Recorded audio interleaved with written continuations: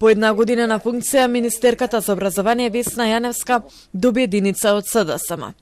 Опозицијската партија обвинува дека направила хаос во системот, го понижила наставниот кадар, ги збунила учениците и донела небезбедни реформи, без консултација со јавноста. Со образовен речник, кажано, Јаневска и ДПМНЕ заслужуваат недоволен еден. Министерката Јаневска постојано ги навредува наставниците и учениците.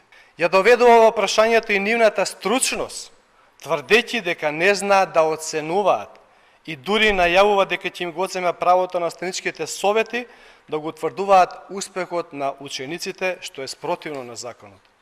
Министерката Весна Јаневска пак порача дека не дозволува повеќе оцени да се поправат на наставнички совет под притисок од родителите.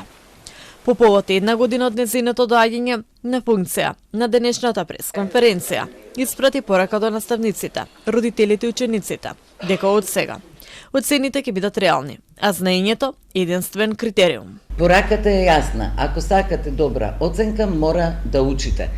Истото тоа идната година ќе го направиме и за учениците во средно образование, но можноста не им ја земена. Доколку сакаат да ја поправат оценката и сметаат дека се можеби неправдани или дека доучиле, што не е проблем и да доучиле, можат да излезат на испит пред комисија од тројца, да го полагаат испитот, ако добијат поголема оценка, таа ќе им биде заведена во дневникот. Изминатата недела се спроведе тестирање во Скопската гимназија Ѓорги Димитров. На 200 ученици со просек 5.00 полага квалификационен испит за прием, а 27 од нив не беа примени.